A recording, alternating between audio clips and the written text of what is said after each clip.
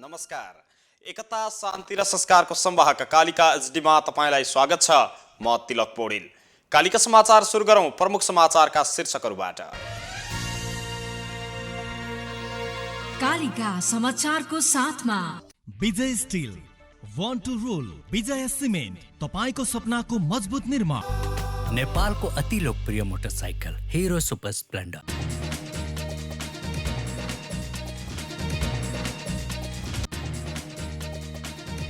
आयोगले बोलाएको बैठकमा प्रचण्ड नेपाल पक्षले सहभागिता जनाएन। 18 गतेसम्म सहभागी हुन नसक्ने जनाएपछि पुनः अर्को बैठक आयोजना गर्ने तयारी। दल दर्ताको प्रक्रिया अगाडि बढाउन निर्वाचन आयोगलाई नेकपा ओली पक्षको आग्रह। निर्वाचनको विकल्पै नभएकाले तदारुकताका साथ काम अगाडि बढाउनु पर्नेमा जोड। चीनले बेलायतको पासपोर्टलाई आधिकारिक नमान्ने आगामी आइतबारदेखि नै लागू गरिँदै। र प्रधानमन्त्री कप क्रिकेटको उपाधिमा एपीएफ र त्रिभुवन आर्मी दुबईको दावेदारी।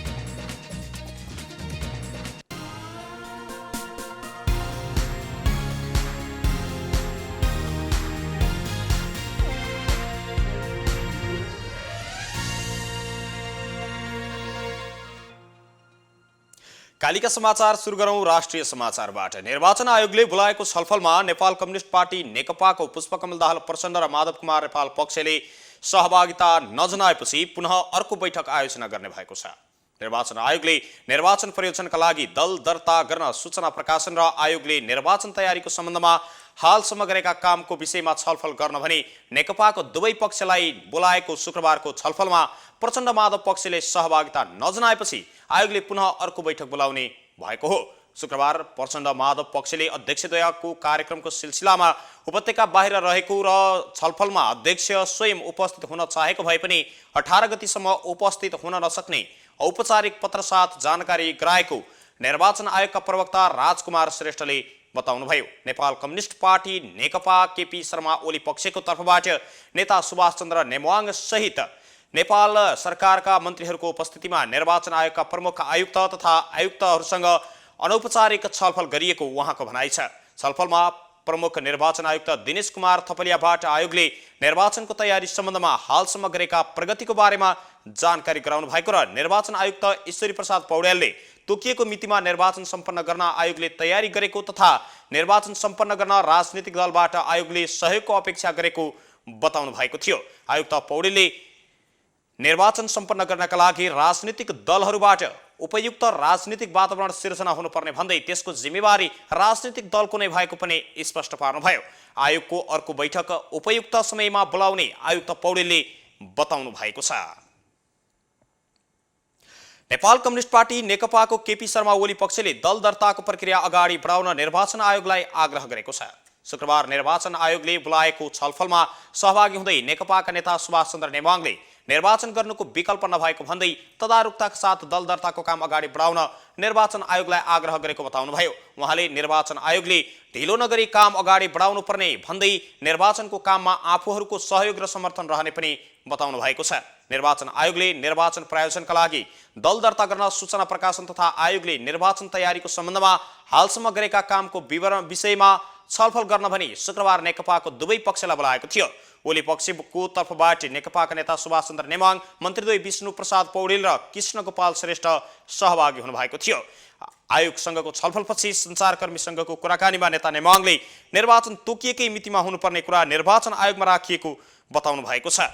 आयोगले निर्वाचन सम्बन्धी तयारी गर्न ढिला गर्न नहुने बताएको पनि उहाँको भनाइ छ। नेकपा आधिकारिकताको विवाद निर्वाचनको आयोगले टुङ्ग्याइसकेको पनि उहाँले जिकिर गर्नुभयो।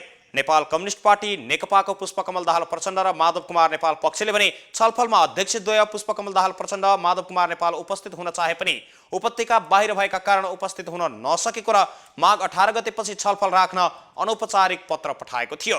छलफलको क्रममा विभिन्न नेताहरू राजेन्द्र पाण्डे लगायतका नेताहरू जानुभएको बुझिएको छ। नेकपाको आधिकारिकताको सम्बन्धमा विवाद भइरहेको बेला विवाद निरूपण नगरी दल दर्ताको सूचना निकाल्न नहुने पनि उनीहरूको भनाइ छ। आयोगले निर्वाचन गराउने उद्देश्य नराखेको समेत उहाँले प्रश्न पार्नु भएको छ।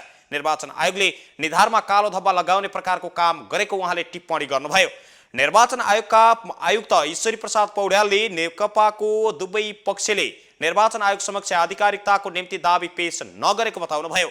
आयोगले निर्वाचनको तयारी गरिरहेको समेत उहाँको भनाइ छ।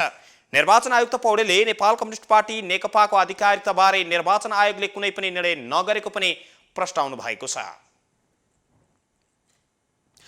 नेपाल कम्युनिस्ट पार्टी नेकपाको अध्यक्ष पुष्पकमल दाहाल प्रचण्डले अब नयाँ युगको सुरुवात हुने विश्वास दिलाउनु भएको छ। प्रचण्ड माधव पक्षले विराटनगरमा गरेको विरोध सभामा बोल्ने क्रममा अध्यक्ष प्रचण्डले शहीदको बलिदान र हजारौं वर्षपछि ल्याइएको परिवर्तनलाई जोगाइराख्न राजनीतिक स्थायित्वका लागि कम्युनिस्ट गठबन्धन बनाएको बताउनु भएको छ।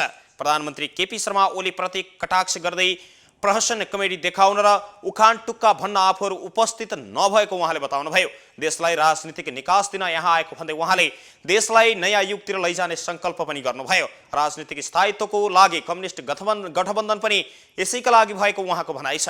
त्यसैगरी कम्युनिस्ट एक हुँदा लहर आएको भन्दै आफूलाई पनि देशमा नयाँ युग सुरु भएको उहाँले विश्वास समेत रहेको बताउनुभयो। आफूले धेरै अवसर पाएको र आफू भाग्यमानी भएको भन्दै विद्रोह र शान्ति अनि संविधानको नेतृत्व आफूले गरेको र यो गौरवशालीको कुरा भएको उहाँको भनाइ छ।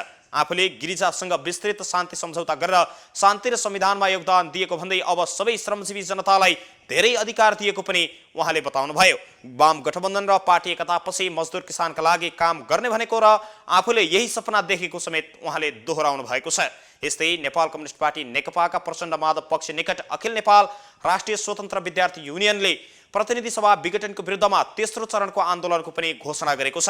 शुक्रबार काठमाडौँमा पत्रकार सम्मेलन आयोजना गरी युनियनले प्रतिनिधि सभा विघटनको विरुद्धमा तेस्रो चरणका कार्यक्रमहरू सार्वजनिक गरेको हो। युनियनले सरकारको कदम नसच्चिदासम्म आन्दोलनलाई निरन्तरता दिने पनि बताएको छ भने सम्पूर्ण विद्यार्थीलाई पनि सहभागिता जनाउन अपिल गरेको छ।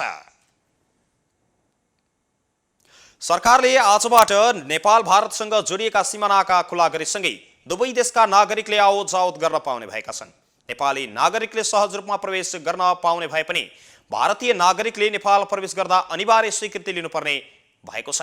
गृह मन्त्रालयका प्रवक्ता चक्रबहादुर बुढाका अनुसार भारतीय नागरिक के प्रयोजनका लागि नेपाल आउने हो सबै कारण खुलाएर गृहको स्वीकृतिपछि मात्रै प्रवेश पाउनेछन्। सरकारको निर्णयपछि कैलालीको गौरीफन्टा, कञ्चनपुरको गड्डाचौकी, बैतडीको झुलाघाट र दार्चुलाको खलङ्गा नाका पूर्ण रूपमा सञ्चालनमा आएका छन्। सरकारले कोरोना भाइरसको जोखिम नियन्त्रणका लागि भन्दै गत चैते 11 गतेदेखि नेपाल भारत सीमा नाका बन्द गरेको थियो। सरकारी निर्णयमा नाका बन्द भए पनि आवत जावत भने हुँदै आएको थियो। जनता समाजवादी पार्टी जसपाले संसद पुनर्स्थापनाको माग गर्दै माघ 29 गतेसम्म पुतला दहन र मसाल जुलुस लगायतका विरोध कार्यक्रम गर्ने भएको छ। शुक्रबार बसेको पदाधिकारीको बैठकले प्रतिगमन विरोधी सङ्घर्षलाई जारी राख्ने निर्णय गरेको जसपा अध्यक्ष उपेन्द्र यादवले जानकारी दिनुभयो। माघ 23 गते जिल्ला, 25 गते सङ्घ र प्रदेश निर्वाचन क्षेत्रमा, माघ 27 गते पालिकाहरूमा, 29 गते वडा तहमा संसद विघटनको विरोधमा कार्यक्रम गर्न लागेको हो। वृहत जनसभा भने केही दिनमा तय हुने अध्यक्ष यादवले बताउनु भएको छ। सङ्घर्षका कार्यक्रम र पार्टी समायोजनका कार्यक्रम सँगसँगै लैजाने जसपाका वरिष्ठ नेता राजेन्द्र महतोले बताउनु भएको छ। नेपालमा पछिल्लो 24 घण्टामा थप 157 जनामा कोरोना भाइरस अर्थात् कोभिड-19 को संक्रमण पुष्टि भएको छ। देशभरका प्रयोगशालामा 3221 जनाको परीक्षण गर्दा 59 जना महिला र 98 जना पुरुषमा संक्रमण पुष्टि भएको हो। यो सँगै कुल संक्रमितको संख्या 2,70,745 जना पुगेको छ। उनीहरूमध्ये 2,65,698 जना निको भएका छन् भने 2025 जनाको मृत्यु भएको स्वास्थ्य तथा जनसङ्ख्या मन्त्रालयले जनाएको छ। हाल देशभर 3022 जना सक्रिय संक्रमित छन्। उनीहरूमध्ये 1249 जनाको होम आइसोलेसनमा उपचार भएको छ भने 147 जनाको आइसियु र 2 जनाको भेन्टिलेटरमा उपचार भइरहेको छ। यस्तै विदेशबाट कोरोना भाइरसको खोप लगाएर आएमा क्वारेन्टिनमा बस्न नपर्ने नियम पनि ल्याइने भएको छ। संस्कृति, पर्यटन तथा नागरिक उड्डयन मन्त्री भानुभक्त ढकालका अनुसार मन्त्रालयले सो प्रस्ताव पनि सीसीएमसी हुँदै मन्त्री परिषदमा लैजाने तयारी गरेको छ। खोप लगाएकाहरूलाई अनअराइभल भिसा दिने र नेपाल आइसकेपछि क्वारेन्टिनमा बस्न नपर्ने नियम ल्याउन लागि मन्त्री ढकालले बताउनुभयो। नेपालमा पर्यटक आवागमनमा सहज बनाउन यस्तो नियम ल्याउन लागि उहाँको भनाइ छ। सरकारले विदेशी पर्यटक भित्राउने समेत तयारी गरेको छ। कोरोना महामारीपछि विदेशी पर्यटक आवागमन रोकेको सरकारले अब खुलाउने तयारी गरेको हो। यस्तै अनअराइभल भिसा पनि खुला गर्ने निर्णय गरेको बताइएको छ। सोही विषय लिएर मन्त्री परिषदमा लगिएको मन्त्री ढकालले बताउनु भएको छ। यस्तै मुलुकभर शुक्रबार 169 खोप केन्द्रबाट 17,465 जनाले कोरोना विरुद्धको खोप समेत लगाएका छन्। आजसम्म 46,197 जनाले खोप लगाएका छन्। पहिलो दिन 9,084 र दोस्रो दिन 19,648 जनाले कोरोनाको खोप लगाएको मन्त्रालयले जनाएको छ। भारतको सिरम इन्स्टिट्युटबाट निर्मित कोभिसिल्ड खोप गत 14 गतेदेखि लगाउन सुरु गरिएको छ। सुर्खेतमा भएको गौहत्या काण्डमा संलग्न भएका 10 जनालाई 3 महिनादेखि 1.5 वर्षसम्मको जेल तोकिएको छ। जिल्ला अदालत सुर्खेतका न्यायाधीश डाक्टर राजेन्द्र कुमार आचार्यको एकल इजलासले बुधबार मुलुकी अपराध संहिताको 279 अनुसार घटनामा संलग्नलाई न्यूनतम 3 महिनादेखि 1.5 वर्षसम्मको जेल सजाय सुनाएको थियो। सजाय पाउनेमा नेपालगञ्ज उपमहानगरपालिकाका नगर प्रहरी निरीक्षक समेत रहेका छन्। सबैभन्दा बढी सजाय 1.5 वर्ष नगर प्रहरी निरीक्षक सूर्यबहादुर बोगटीले पाउने भएका छन्। 2076 साल भदौ 13 गते नेपालगञ्ज उपमहानगरपालिकाद्वारा सञ्चालित कान्जी हाउसमा रहेका गाई गोरु दैलेख लैजाने क्रममा 39 वटा रत्न राजमार्गको सुर्खेत खण्डमा मरेका थिए। 8 वटा ट्रकमा लगिएका 291 वटा जनावर मध्ये अन्य गाई गोरु सडकमै अल्पत्र थिए। अनुसन्धानको क्रममा पशु ढुवानी मापदण्ड निर्देशिका विपरीत जथाभावी लोड गरेर ढुवानी गर्दा गाई गोरु केही निसासिएर त केही एक अर्काले कुल्चेर मरेको पाइएको अनुसन्धानबाट खुलेको छ। एकता शान्ति र संस्कारको संवाहक कालिका एसडीमा प्रसारित कालिका समाचारमा पालो भएको छ विज्ञापनको। तर त्यसभन्दा अगाडि प्रमुख समाचारका शीर्षकहरू एकपटक। कालिका समाचारको साथमा Vijay steel, want to rule, Vijay cement, तपाईको सपनाको मजबुत निर्माण। नेपालको अति लोकप्रिय मोटरसाइकल हिरो सुपर स्प्लेन्डर।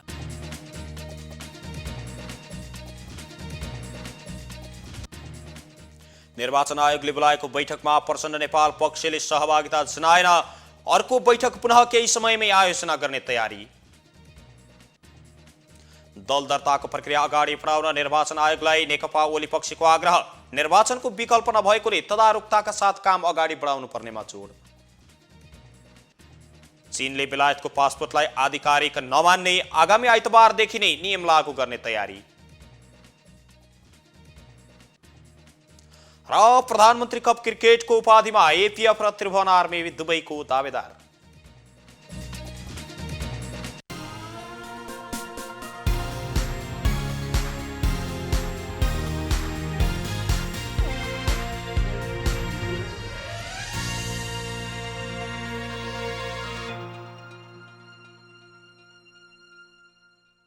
पूर्ण स्वचालित मसिनमा उच्च स्तरीय ब्लेड प्रयोग गरी उत्पादन भएको नेपालको पहिलो टेगुम जर्मनी प्रविधिद्वारा उत्पादित विजय स्टिल सम्पूर्ण रूपमा ल्याब परीक्षणपछि उत्पादन हुने अत्यधिक भूकम्प प्रतिरोधक, वर्षौंसम्म टिक्ने, खिया प्रतिरोधक, उच्च शक्ति, उत्कृष्ट वचन अनि उच्च लचकता, अग्नि प्रतिरोधक, रिब्समा अतिरिक्त मोटाई, उच्च वेल्डिङ क्षमता अनि उच्च इलोङ्गेसन, एक नासको तौल, लम्बाई अनुपात। अब आफ्नो निर्माणलाई दिनुहोस् विजय स्टिलको शक्ति। Vijay steel FE 500, FE 500D। Vijay steel, born to rule. मेरो हिरो सुपर स्प्लेन्डर। मेरो हिरो कति प्यारो, अरू पनि होला राम्रो, तर पनि मेरै हिरो प्यारो। पहाडेर ओहो तराई कति सुन्दर हाम्रो, बाधा भने कति हो, त्यसैले हिरो सुपर स्प्लेन्डर नै प्यारो। घाम लागे हुन्छ धुलो, पानी परे हिलो मैलो, त्यसैले त हिरो सुपर स्प्लेन्डर नै प्यारो। सबैलाई सुहाउँदो सुपर स्प्लेन्डर नै प्यारो। नेपालको अति लोकप्रिय motorcycle Hero Super Splendor.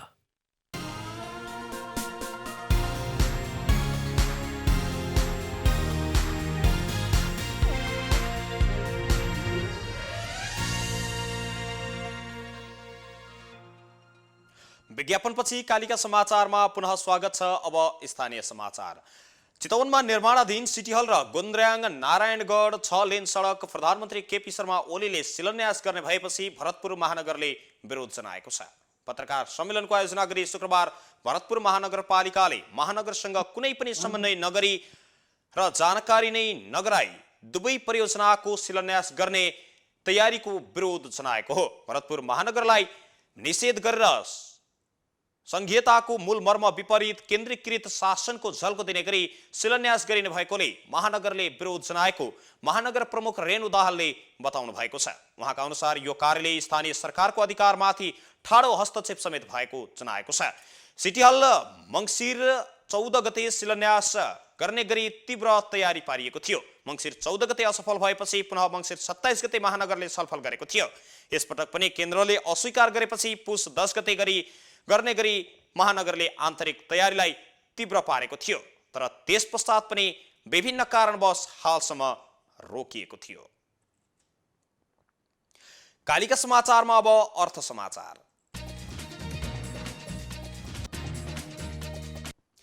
Nepal राष्ट्र बैंकका गभर्नर महाप्रसाद अधिकारीले नगद रहित समाज निर्माणका लागि क्यूआर कोडको प्रयोग महत्त्वपूर्ण हुने बताउनु भएको छ। नबिल बैंक लिमिटेडले काठमाडौँको कुलेश्वरमा रहेको फलफुल बिक्री केन्द्रमा लागू गरेको क्यूआर कोडबाट भुक्तानी सेवाको उद्घाटन गर्दै गभर्नर अधिकारीले नगद रहित समाज निर्माणका लागि क्यूआर कोडको प्रयोग सबैभन्दा उत्तम रहेको बताउनुभयो। पैसाको माध्यमबाट कोभिड-19 को संक्रमणको जोखिम हुन सक्ने भएकाले अहिलेको अवस्थामा क्यूआर कोडबाट भुक्तानी गर्ने व्यवस्था गर्नु सान्दर्भिक रहेको समेत बताउनु भएको छ। गभर्नर अधिकारीले आफू पैसामा हस्ताक्षर गर्ने व्यक्ति भए पनि आफूले हस्ताक्षर गरेको नोटको प्रयोग कम भए हुन्थ्यो जस्तो लागेको उहाँले बताउनुभयो। नगदको प्रयोग कम हुँदा देश, बैंक, व्यवसाय र सर्वसाधारण सबैलाई फाइदा पुग्ने उहाँको विश्वास छ। यस्तै नगदको प्रयोग सकेसम्म कम गरेर दैनिक कारोबार गरी आफ्नो व्यवसायलाई व्यवस्थित बनाउन सकिनेमा पनि गभर्नर अधिकारीले जोड दिनु भएको छ। कालिका समाचारमा अब अन्तर्राष्ट्रिय समाचार। चीनले हङकङवासीको बेलायत पासपोर्टलाई आधिकारिक कागज पत्र नमान्ने घोषणा गरेको छ। चीनको विदेश मन्त्रालयका प्रवक्ता झाउ लिजियनले ब्रिटिश नेशनल ओभरसिज BNO पासपोर्टलाई हङकङमा ट्राभल डकुमेन्ट वा परिचय पत्रको रूपमा मान्यता नदिने बताएको बुझिएको छ। शुक्रबार नियमित प्रेस ब्रिफिङको क्रममा प्रवक्ता झाउले सो कुराको जानकारी गराउनु भएको थियो। उहाँका अनुसार आगामी आइतबारदेखि नै सो नियम लागू हुनेछ।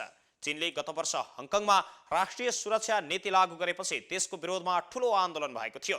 यता बेलायत सरकारले भने आफ्नो हङकङका नागरिकलाई विशेष भिसा परियोजना BNO मार्फत बेलायत भित्राउन तयारी पूरा भएको जनाएको छ। बेलायतका प्रधानमन्त्री बोरिस जोन्सनले BNO मार्फत हङकङका जनतालाई बेलायतमा बसोबासका लागि स्वागत गर्न आतुर रहेको बताउँदै यस कुराले अत्यन्तै गर्व महसुस गर्छु भन्नुभएको छ। योजना अनुसार बेलायत सरकारले आगामी आइतबार अपराह्न 5 बजेदेखि आवेदन खुल्ला गर्दैछ। आवेदन फेब्रुअरी 22 सम्म दिन पाइने बताइएको छ। कालिका समाचारमा अब खेल समाचार। शनिबार हुने प्रधानमन्त्री कप राष्ट्रिय क्रिकेट प्रतियोगिताको फाइनलबाट उपाधि उचाल्ने विभागीय टोलीद्वय APF र त्रिभुवन आर्मी क्लबले बताएका छन्। कीर्तिपुर स्थित त्रिभुवन विश्वविद्यालयको मैदान TU परिसरमा शुक्रबार भएको प्रिम्याच कन्फेडरेसनमा दुवै टोलीले उपाधि उचाल्ने लक्ष्य रहेको बताएका हुन्। सेमिफाइनलमा साबिक विजेता नेपाल पुलिस क्लबलाई हराउँदै अन्तिम 2 मा प्रवेश गरेको APF का कप्तान शरद भेसवाकरले आफ्नो टोली उपाधि उचाल्नका लागि भोको रहेको बताउनुभयो। भेसवाकरले केही दिनको आरामपछि टोलीले फिटनेस भएको भन्दै उपाधि भिडन्तमा उत्कृष्ट 11 को टोली फाइनलमा प्रवेश गर्ने बताएका छन्। यसअघि सम्पन्न तीव्र 3 संस्करण मध्येको पहिलो संस्करणमा संयुक्त रूपमा विजेता बनेको आर्मीले त्यसपछिका 2 संस्करणमा उपविजेता खुम्चिएको थियो। दुवै पटक फाइनल प्रवेश गरेको आर्मी पुलिससँग पराजित भएको थियो। त्रिभुवन आर्मी क्लबका कप्तान विनोद भण्डारीले विगतको नतिजालाई हेरेर भन्दा पनि आगामी दिनका लागि खेल्नुपर्ने बताएका छन्। लेगमा भएका खेलमा कमी कमजोरीहरूलाई सुधार्दै उपाधि उचाल्ने लक्ष्यका साथ शनिबार मैदान प्रवेश गर्ने उनले बताएका छन्। अन्तिम 2 मा स्थान बनाउँदा APF समूह A बाट विजेताको रूपमा फाइनल प्रवेश गरेको थियो भने आर्मी सोही समूहबाट उपविजेताको रूपमा प्रवेश गरेको थियो। समूह चरणको भेटमा भने APF ले आर्मीलाई 6 विकेटको जित निकालेको थियो। यस्तै प्रधानमन्त्री कप क्रिकेटको 4 संस्करणमा आर्मी र एपीएफ 3 पटक आम्ने सामने भएका छन्, जसमा एपीएफ बलियो समेत देखिएको छ। एकता, शान्ति र संस्कारको संवाहक कालिका एसडीमा प्रसारित कालिका समाचारको अन्त्यमा प्रमुख समाचारका शीर्षकहरू पुनः एकपटक। कालिका समाचारको साथमा Vijay still, one two role, विजय सिमेन्ट, तपाईको सपनाको मजबुत निर्माण। नेपालको अति लोकप्रिय मोटरसाइकल हिरो सुपर स्प्लेन्डर।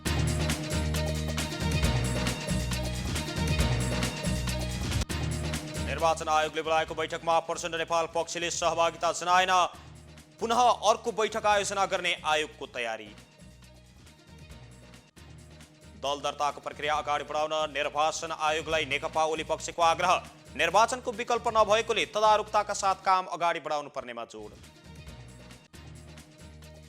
चीनले बेलायतको पासपोर्टलाई आधिकारिक नमान्ने, आगामी आइतबारदेखि नै नियम लागू गर्ने तयारी। र प्रधानमन्त्री कप क्रिकेटको उपाधिमा एपीएफ र त्रिभुवन आर्मी दुबईको दावेदारी।